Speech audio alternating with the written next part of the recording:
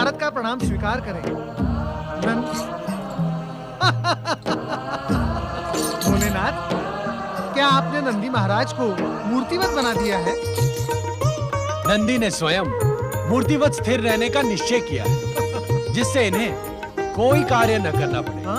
नहीं नहीं स्वामी, ऐसी कोई बात नहीं है।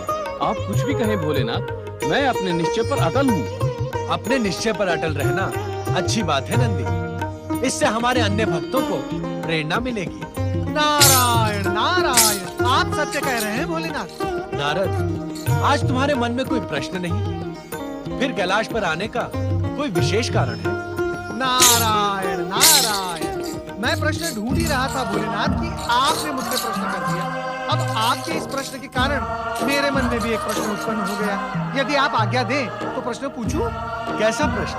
हर प्रातः काल माता पार्वती पूजा की थाली लेकर यहाँ आती है, आपके सम्मुख खड़ी होकर आपके आरती उतारती हैं, फिर आपके चरणों पर पुष्प अर्पित करती हैं। वो शक्ति स्वरूपिणी माता पार्वती इस समय यहाँ उपस्थित क्यों नहीं है भोलेनाथ? ये प्रश्न पूछकर तुमने हमें निरुत्तर कर दिया है नारद। हम स्वयं नहीं जानते कि हमें समाधि से जगाने वाली देवी पार्वती अब तक क्यों नहीं आई।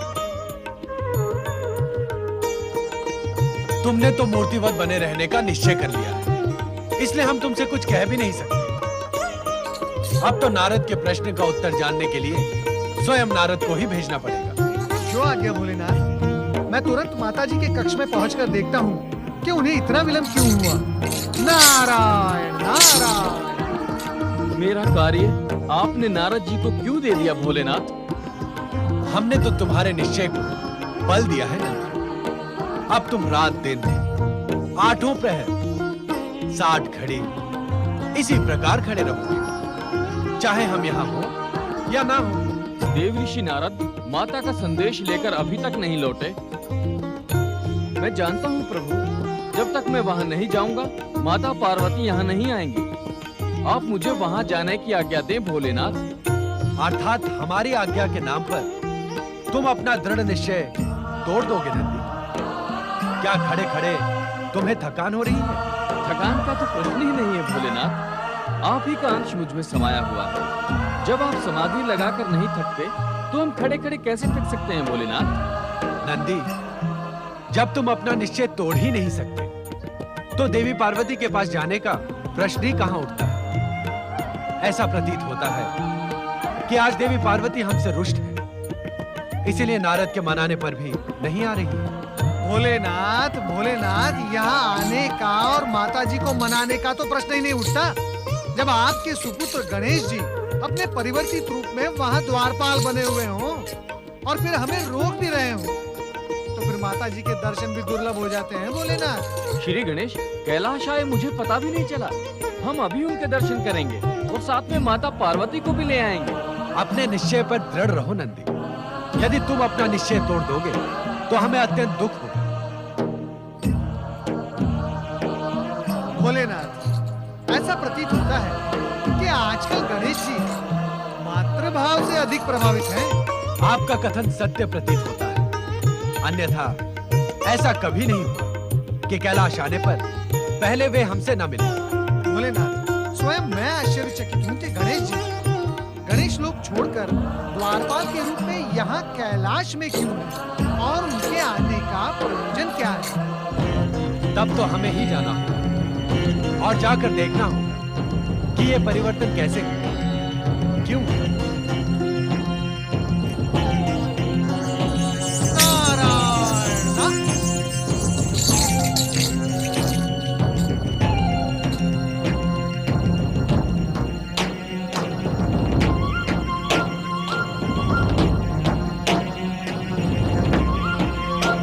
कहाँ है श्री गणेश? अभी अभी तो यहीं थे गणेश महाराज।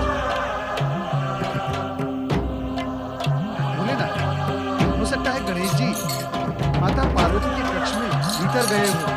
नारद, कहीं तुमने गणेश को स्वप्न में तो नहीं देखा था? नहीं भोलेनाथ नहीं, मैं पूर्ण जागृत अवस्था में था जब मैंने श्री गणेश को यहाँ देखा था। भोलेनाथ, मैं आपकी शपथ खाकर कह रहा हूँ, मैंने श्री गणेश को यहीं इसी द्वार पर पहरा देते हुए देखा है। वे मुझे माता के कक्ष में अंदर जाने से रोक रहे थे। ये विचित्र लीला की श्री गणेश। भोलेनाथ, यदि आपको मेरे कथन पर विश्वास नहीं है तो आप स्वयं जाकर माता पार्वती से पूछ सकते हैं। हो सकता है श्री गणेश अपने माता के पास हो। नहीं भोलेनाथ, नहीं।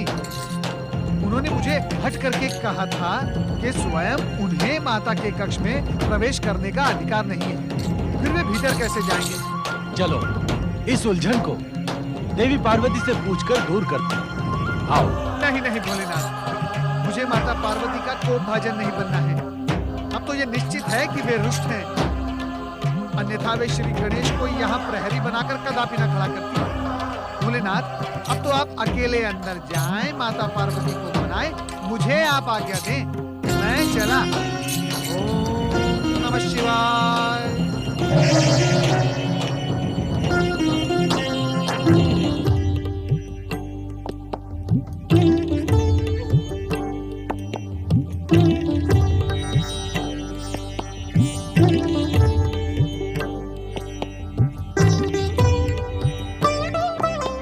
आंखें खोलो देवी, हम आ गए हैं। आंखें खोलो पार्वती।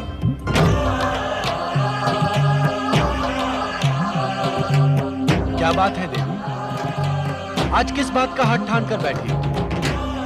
आंखें खोलो।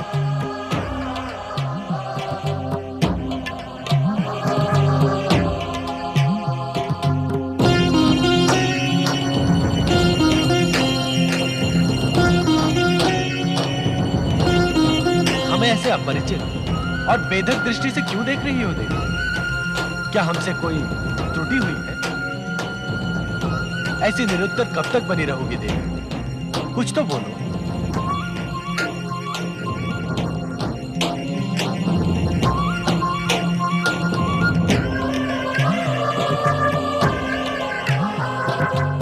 प्रतीत होता है कि आज मौन रहने की शपथ ले रखी है। प्रश्न का उत्तर तभी दूंगी जब आप मुझे एक वचन देंगे। कैसा वचन? मेरी इच्छा पूर्ति का वचन। तुम्हारी इच्छा जाने बिना हम तुम्हें इच्छा पूर्ति का वचन कैसे दे सकते? यदि आप मुझे वचन नहीं दे सकते तो मुझसे बात करने का कोई अर्थ ही नहीं है। आप भी मौन रहिए, मैं भी मौन रहूंगी।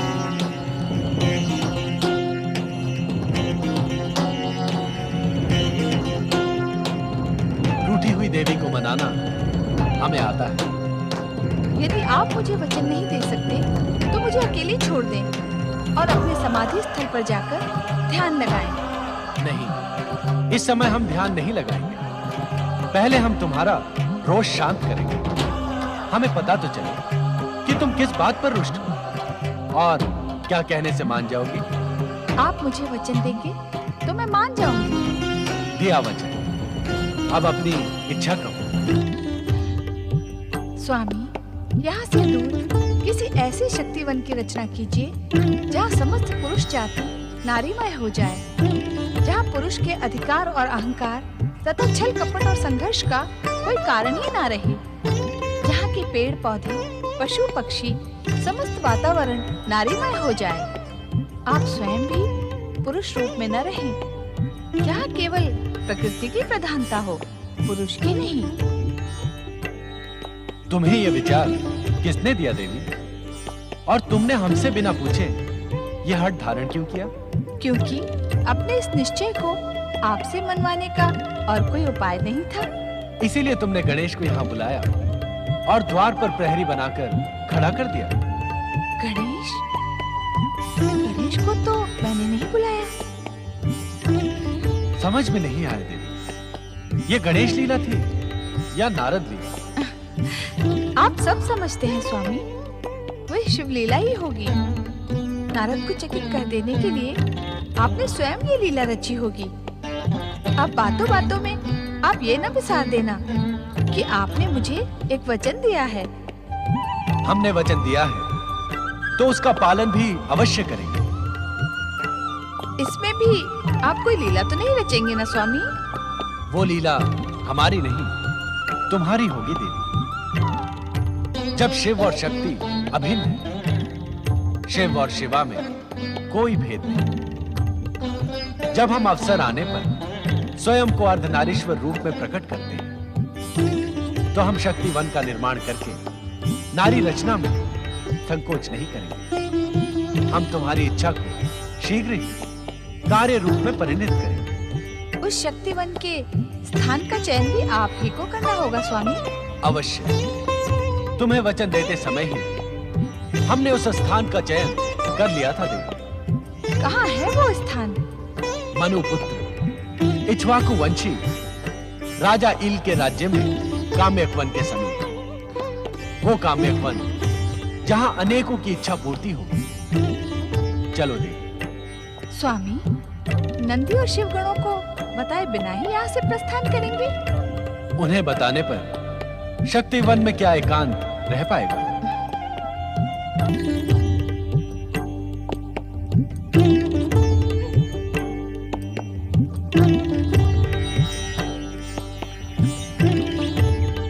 वो देखो देवी,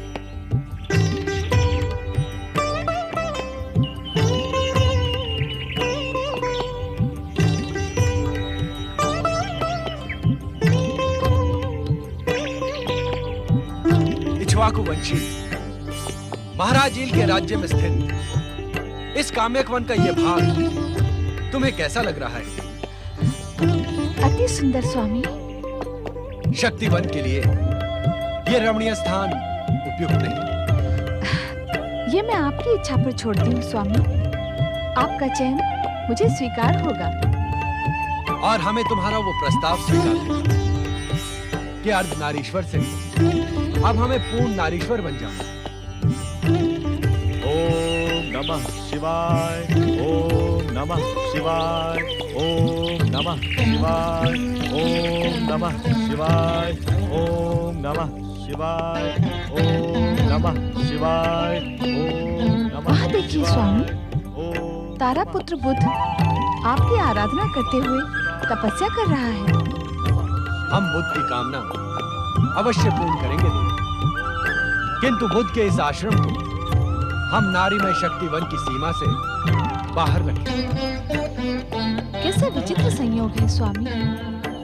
ये स्वयं इस काम्यक वन में आकर शिव आराधना कर रहा है। ये इसके धर्मपिता देवगुरु बृहस्पति का ही आदेश था। बुद्ध अपने धर्मपिता के आदेश का ही पालन कर रहा है। स्वामी, आपने ये नहीं बताया कि आप बुद्ध के आश्रम को नारीमय शक्तिवन के बाहर क्यों रखेंगे? इसके दो कारण हैं देवी। एक नहीं, दो कारण हैं इसके। हाँ, पहला कारण यह है कि हम बुद्ध को नारी रूप में परिणत करने के इच्छुक नहीं। और दूसरा कारण? दूसरा कारण है हमारे एक कन्या भक्त की कामना पूर्ण करना। परंतु इस समय तुम उस भक्त का नाम न पूछना। क्यों स्वामी?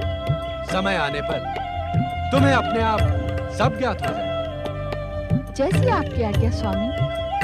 जब हम काम्यक वन पहुंच ही गए हैं, तो यहाँ तुरंत शक्तिवन की रचना करें। अब उसके लिए प्रतीक्षा की क्या आवश्यकता है?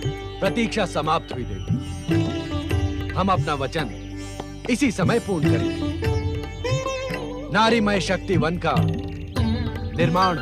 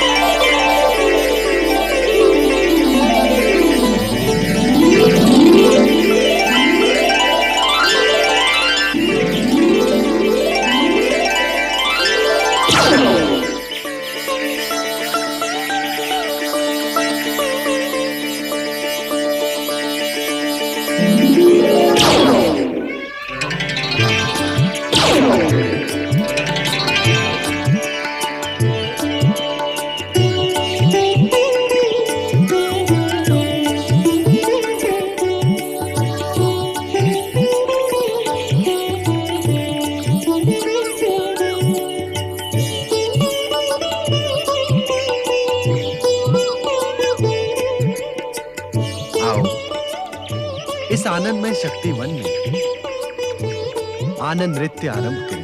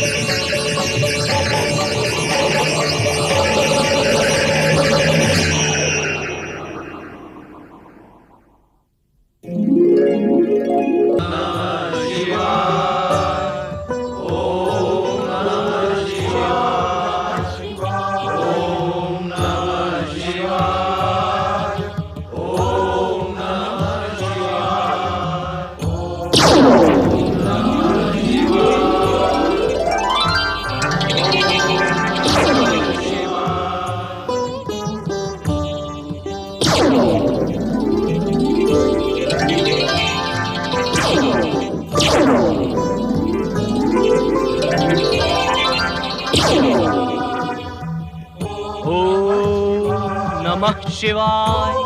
चंद्रदेव आप? चंद्रदेव। प्रणाम गणाध्यक्ष नंदी। प्रणाम चंद्रदेव। कहाँ है भोलेनाथ? कृपा करके चंद्रदेव आप हमें ये बताएं कि हमारे स्वामी ने आपको कहाँ छोड़ा और कहाँ है हमारे भोलेनाथ? वह माता पार्वती के साथ एक अज्ञात स्थान पर है और वे कहाँ हैं ये बताना मेरे लिए उचित नहीं होगा। उचित क्यों नहीं होगा चंद्रदेव? हम सब उनके दर्शनों के लिए व्याकुल हो रहे हैं। आपको बताना ही होगा चंद्रदेव कि माता पार्वती और भगवान भोलेनाथ कहाँ हैं और अज्ञात स्थान पर क्या कर रहे हैं। आप मौन क्यों हैं चंद्रदेव? क्या वो दोनों किसी संकट में पड़ गए हैं? आप मुझे रोज से क्यों देख रहे हैं? बताते क्यों नहीं चंद्रदेव? मुझे दुख हुआ यह सुनकर कि आप सर्वशक्तिमान भगवान शिव शंकर और सर्वशक्तिमयी माता शक्ति के संकट में होने की कल्पना कर सकते हैं? वे तो समस्त जगत के त्राता हैं। भला उन पर कोई संकट कैसे आ सकता है? वे तो परम आनंद में हैं और आनंद से बाहर आने के इच्छुक नहीं हैं। आनंद से बाहर आने के इच्छुक नहीं, अर्थात भगवान शिव शंकर अब पिछला कुछ भी स्मरण करने के इच्छुक नहीं हैं। इसलिए मुझे नागदेव और त्रिशूल को यहाँ आना पड़ा। भगवान शिव शंकर ने अपने पूर्ण रूप का त्याग कर दिया है और माता पार्वती शक्तिवन में खो गई हैं। माता पार्वती शक्तिवन में खो गई हैं? हम समझे नहीं चंद्रदेव, कृपा करके आप स्पष्ट हमें समझाएं। तो सुने, माता पार्वती के आग्रह पर भगवान शिव शंकर ने एक शक्तिवन की रचना की है जो नारीमय है। नारीमय है? हम अब भी नहीं समझे चंद्रदेव। उस नारीवन में कोई भी पुरुष बनकर नहीं रह सकता। जो भी पुरुष वहां जाएगा वो नारी बन जाएगा। भगवान भोलेनाथ ने भी स्वयं नारी जैसा रूप धारण कर लिया है। इसी कारण उन्होंने चंद्र, नाग और त्रिशूल का भी त्याग कर दिया है। कहाँ है वो शक्तिवन? इक्ष्वाकुवंशी राजा इल्के काम्यक वन। अर्थात हम वहां नहीं जा सकते? यदि आप वहां जाने का प्रयत्न करेंगे तो पहले तो आप नारी बन जाएंगे, फिर शिव कोप के भाजन बनेंगे। अब आप जैसा उचित समझें करें और मुझे आज्ञा दें। नंदी भैया, हमें नारी बनना स्वीकार है, परंतु हम अधिक समय तक भगवान भोलेनाथ और माता पार्वती से दूर नहीं रह सकते। हमें उनसे दूर रहना होगा, हमें उनका वियोग सहना होगा, परंतु हम में से कोई भी वहां जाने का प्रयास नहीं करेगा। ये शिव आज्ञा के विरुद्ध होगा। हम शिव आज्ञा के बिना कैलाश से हट भी नहीं सकते। इस संकट से मुक्ति का एक ही उपाय है, ओम नमः शिवाय का जाप। देखिए नंदी भैया, नागदेव की आंखों में भी आंसू उभर आए हैं।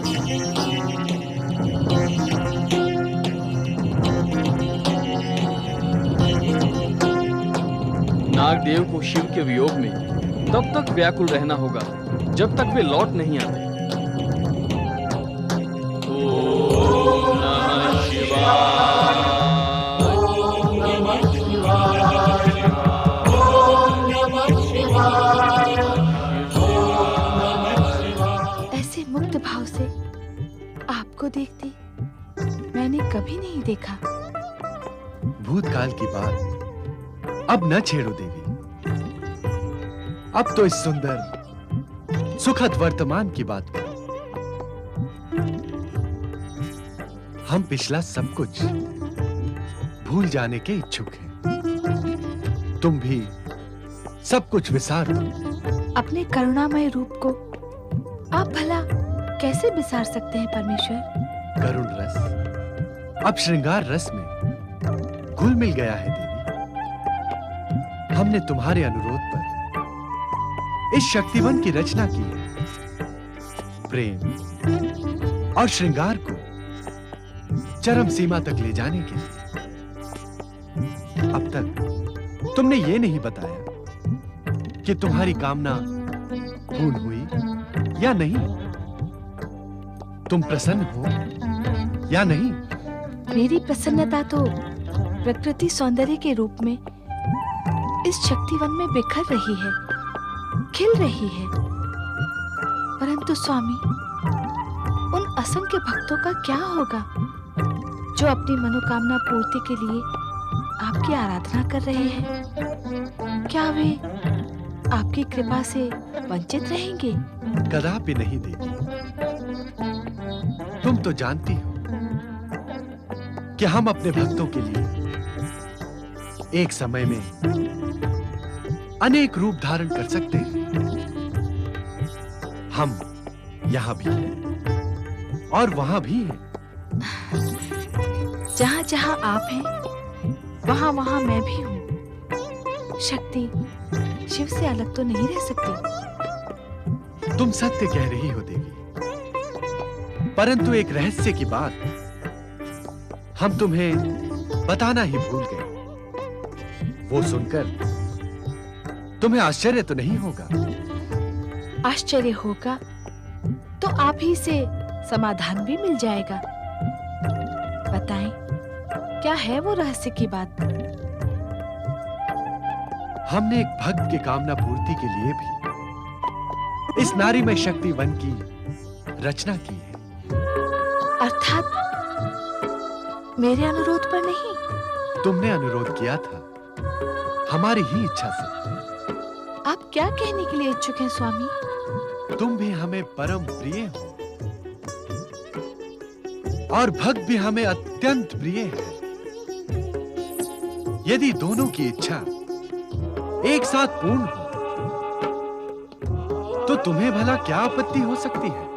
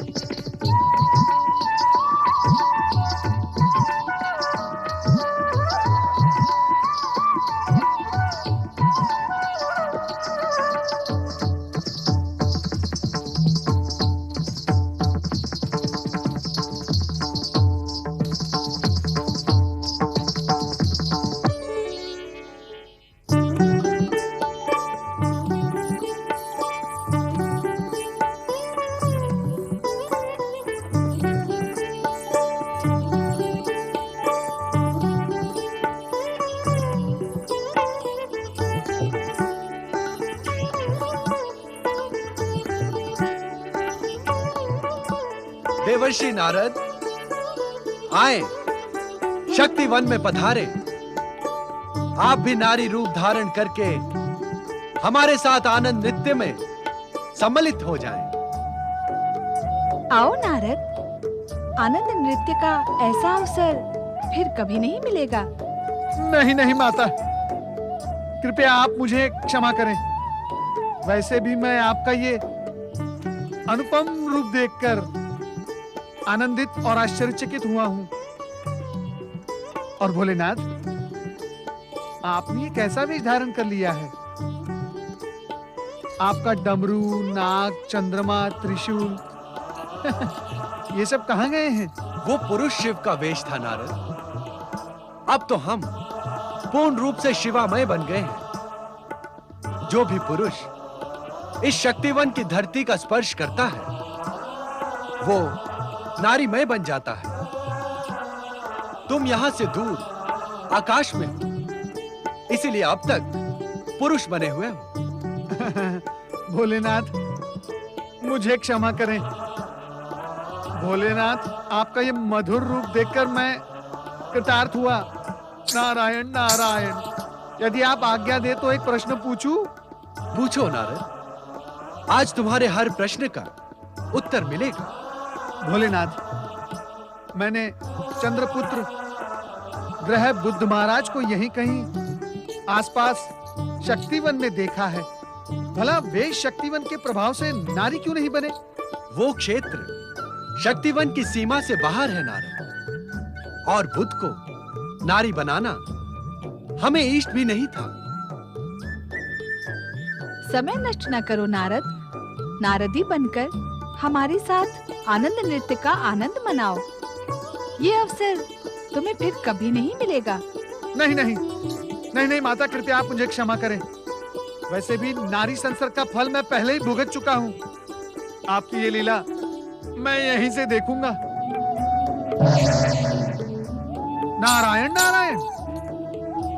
धन्य है प्रभु आप, और आपकी लीला धन्य है।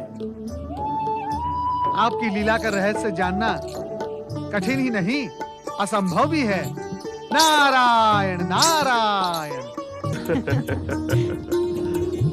ये महाराज इल और उनकी महारानी ही हैं।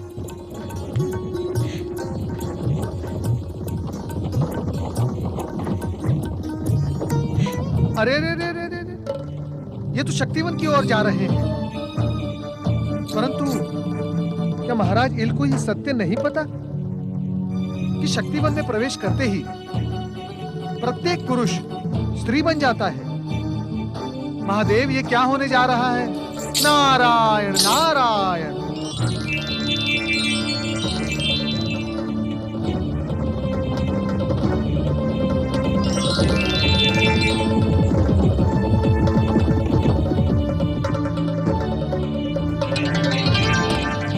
शिव शिव शिव शिव शिव शिव शिव शिव शिव शिव शिव शिव, नारायण नारायण। महाराज इला बन गए स्वामी। अब क्या होगा?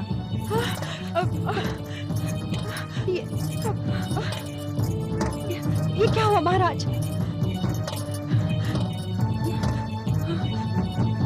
ये क्या हो गया महारानी? तुम नहीं बदली, मैं कैसे बदल गई?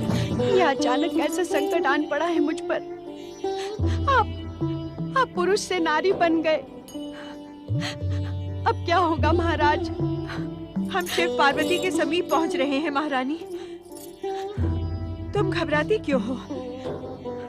भगवान शिव के आशीर्वाद से सब कुछ ठीक ही होगा। नहीं नहीं, ये ठीक नहीं है। जल्दी आओ।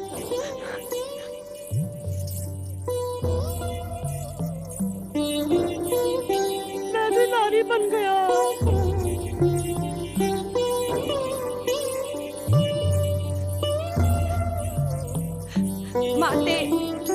माते, ये क्या हुआ?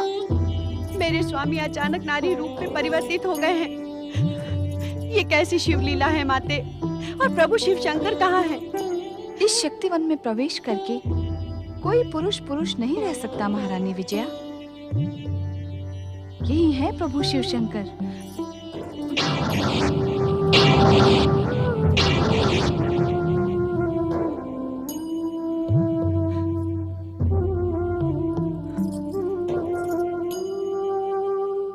वैसे ही इस शक्तिवन में प्रवेश करते ही महाराज इला बन गए। परंतु तुम चिंता न करो। चिंता कैसे न करूं माते? मुझ पर तो जैसे वज्रपात हो गया है। मैंने तो युवराज की प्राप्ति के लिए आपकी आराधना की थी, पर उसका कैसा विचित्र फल मिला है मुझे। ये तो होना ही था महारानी, इसीलिए तो हमने ये लीला रची है। ईल के ईला बनने का परिणाम शुभ ही होगा।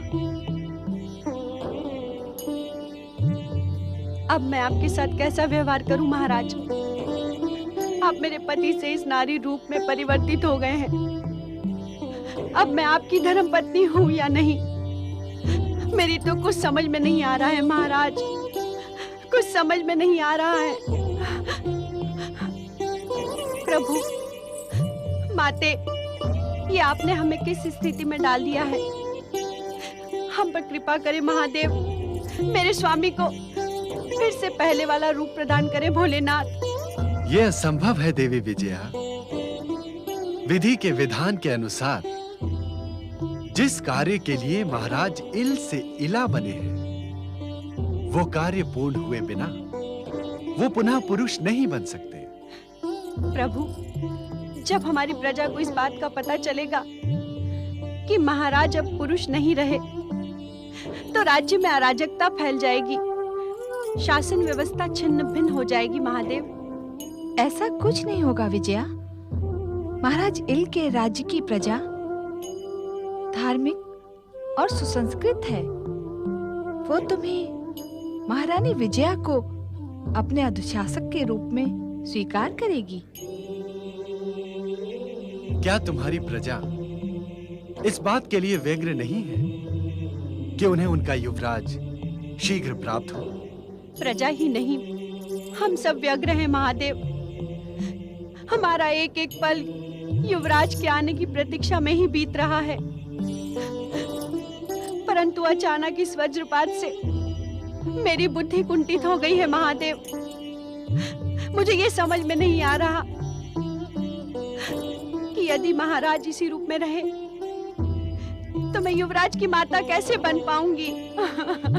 नारद, इस शिवलीला का रहस्य तो और भी रहस्यमय होता जा रहा है।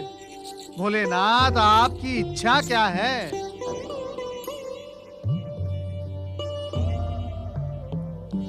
सोच क्या रही हो देवी? कह दो जो तुम्हें कहना है। महारानी विजया की दुविधा दूर करना तुम्हारा कर्तव्य ही नहीं, धर्म भी है। महारानी विजया, मैं तुम्हें एक कटु सत्य कहने जा रही हूँ। हृदय को दृढ़ करके सुनो। अपने पूर्व जन्म के पापों के कारण तुम इस जन्म में किसी संतान की माता नहीं बन सकती।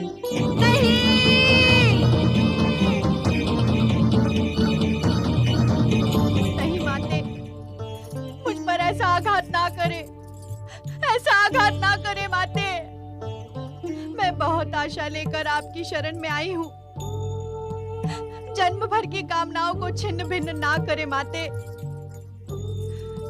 भगवान शिव, आप तो सर्वशक्तिमान हैं।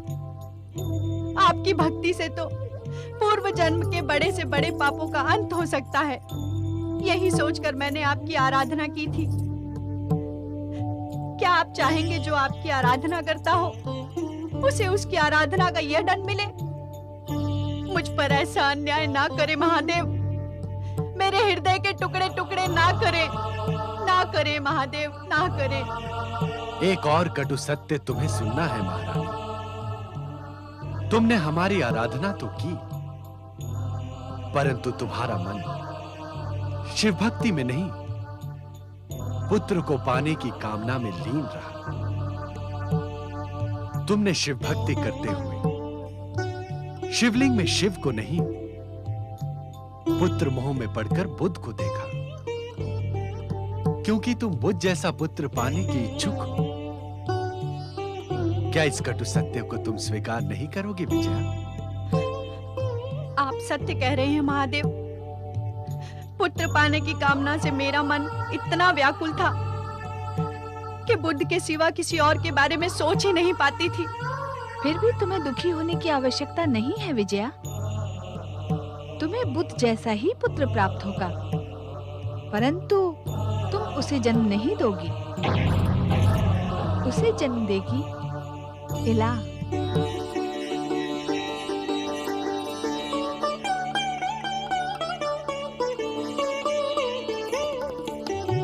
इला, तुम्हारा शरीर शिवलीला के कारण नारी में परिवर्तित हो गया है, परंतु आत्मा वही महाराज इल की है। महाराज इल के रूप में तुमने पुत्र की जो आकांक्षा की थी, वो इला द्वारा पूर्ण होगी। तुम इससे सहमत होना।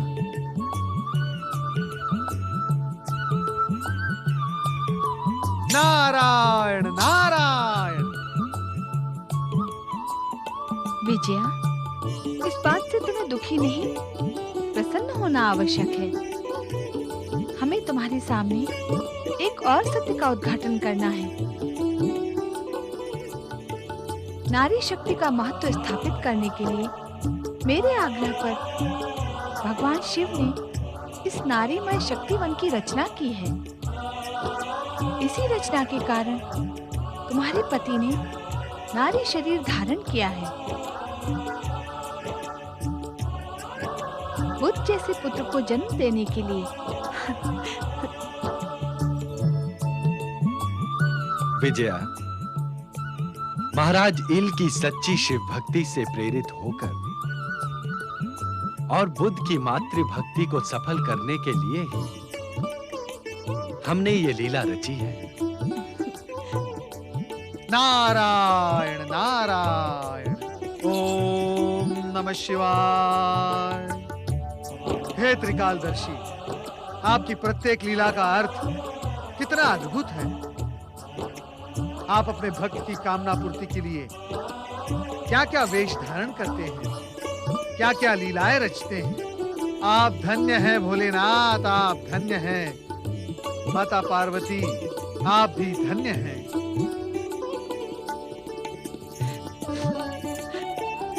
आप दोनों ने मेरे लिए इतना किया।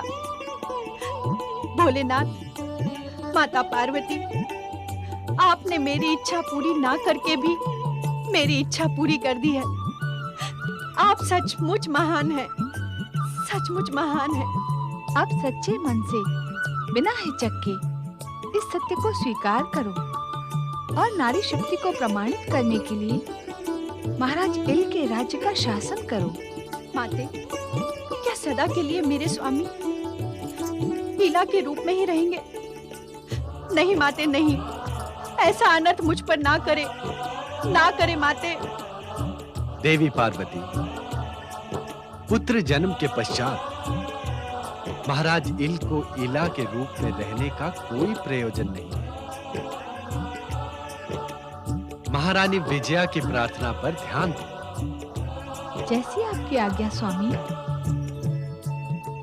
महारानी विजया, अपने स्वामी का वियोग तुम्हें अधिक समय तक नहीं सहना होगा। ये 1 माह स्त्री और 1 माह पुरुष बनकर तुमसे मिलते रहेंगे। ये आप क्या कह रही हैं माते? क्या ये संभव है? इस संसार में असंभव कुछ भी नहीं है विजया।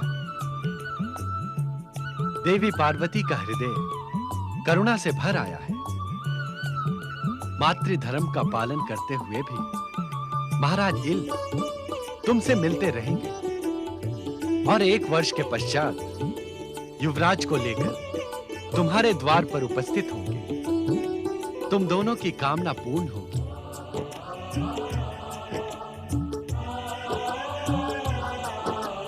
नारायण नारायण। हे त्रिकालदर्शी, आज तो आप चमत्कार पर चमत्कार किए जा रहे हैं। आपने ऐसा चमत्कार कभी नारद के साथ नहीं किया। 1 वर्ष तक कुशलता पूर्वक राज्य का शासन चलाकर ये सिद्ध कर दो कि नारी के लिए कोई भी कार्य असंभव नहीं है। मैं आपकी आज्ञा का पालन करूंगी माते। देवी इला, इस काम्यक वन के दूसरे छोर पर योगी बुद्ध इस समय भी शिव आराधना में लीन है। तुम उनके पास पहुंचकर अपनी कामना का संकेत दो।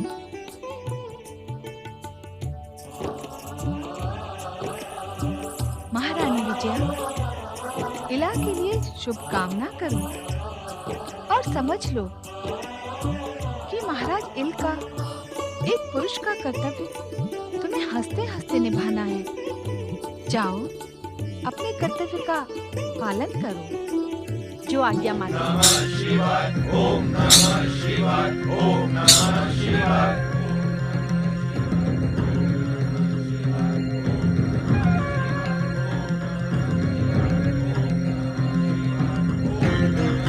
क्या बात है स्वामी? अचानक आपको क्या हो गया? सुन नहीं रही हो? ओम नमः शिवाय का यह सामूहिक स्वर, यह हार्दिक आवाहन। सुन रही हूँ स्वामी। भोलेनाथ, सृष्टि रचना की व्यवस्था आपके मार्गदर्शन के बिना छिन्न भिन्न हुई जा रही है। तुरंत पधारे महादेव, तुरंत पधारे। देवादिदेव महेश्वर, आपकी कैलाश में उपस्थिति के बिना सृष्टि पालन कठिन होता जा रहा है। तुरंत पधारे महेश्वर, दर्शन दे महेश्वर। देवी, शक्तिवन की रचना और नारीमय होने का उद्देश्य अब पूर्ण हुआ। अब हमें अपनी ये लीला समेट लेनी होगी। हमें शीघ्र कैलाश लौटना होगा। पृथ्वी और स्वर्ग लोक के प्राणी आपके बिना सुरक्षित अनुभव कर रहे हैं। भोलेनाथ, माता पार्वती सहित तुरंत पधारे। हम आपके दर्शन के बिना चातक के समान तड़प रहे हैं। भोलेनाथ, तुरंत दर्शन दें। दर्शन दे भोलेनाथ, दर्शन दे। स्वामी, शक्तिवन की रचना मेरी इच्छा से की गई थी। मेरी इच्छा के बिना आप इसका विलय कैसे कर सकते हैं? हम तुम्हारी इच्छा का असम्मान नहीं कर रहे हैं देवी। हम तो तुमसे अनुरोध कर रहे हैं। कैलाश हमारे बिना सूना होगा। वहां पहुंचने वाला हर व्यक्ति हमारे दर्शन के लिए लालायित होगा। ओम नमः शिवाय, ओम नमः शिवाय, ओम नमः शिवाय, ओम नमः शिवाय, ओम नमः शिवाय, ओम नमः शिवाय। चंद्र नाग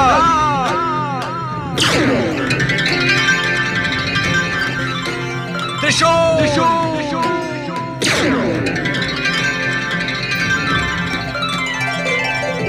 आगच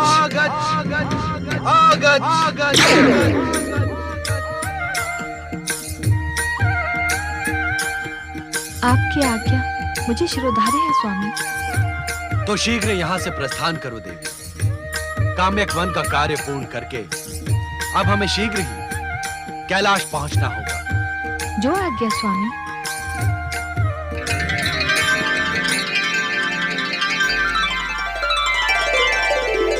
दर्शन दे शिव शंकर, दर्शन दे।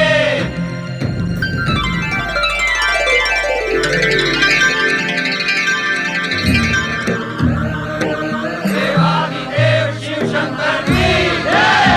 शक्ति स्वरूपिणी माता पार्वती की जय। हर हर महादेव। हर हर महादेव। ओम नमः शिवाय। देवर्षि, आप यहाँ भी पहुँच गए। नारायण नारायण। भला भगवान भोलेनाथ और माँ भगवती का साथ छोड़कर भक्त कहाँ जा सकता है। और वैसे भी आप दोनों से दूर रहकर मैं बहुत वियोग सहन कर चुका हूँ। और जब यहाँ मेरे आराध्य भगवान श्री हरि विष्णु और मेरे परम पिता ब्रह्मा जी उपस्थित हैं, तो भला नारद कैलाश से दूर कैसे रह सकता है माता। ब्रह्मदेव, श्री हरि, आप तो हमारी हर लीला का रहस्य जानते हैं, फिर आप इतने व्यग्र क्यों हो गए? भोलेनाथ, नंदी तथा शिवगणों की करुण पुकार ने हमें यहाँ आने पर विवश कर दिया। हाँ महादेव, इन्होंने हमें बार बार पुकार कर हमारा आह्वान किया था। कैलाश से आपकी अनुपस्थिति में हमारा उत्तरदायित्व और बढ़ गया था। क्षमा करें भोलेनाथ, हम आपके बिना उद्विग्न विक्षिप्त से हो जाते हैं। हमको अनाथों की भांति छोड़कर ना जाया करें भोलेनाथ। इस विषय में तुम हमसे कुछ न कहो। जो कुछ कहना है देवी पार्वती से कहो। शक्ति वन की रचना की प्रेरणा इन्हीं की थी। हम माता पार्वती से कुछ नहीं कहेंगे भोलेनाथ। उन्होंने जो भी किया मुझे स्वीकार है। आपके दर्शन लंबे समय के पश्चात पाकर मेरा मन प्रसन्न हो गया भोलेनाथ, प्रसन्न हो गया। आपके पुनः कैलाश लौटने के उपलक्ष्य में हम सभी का मन अति आनंद से प्रफुल्लित हो रहा है। बोलिए त्रिलोकीनाथ भगवान शिव शंकर की जय जय जय।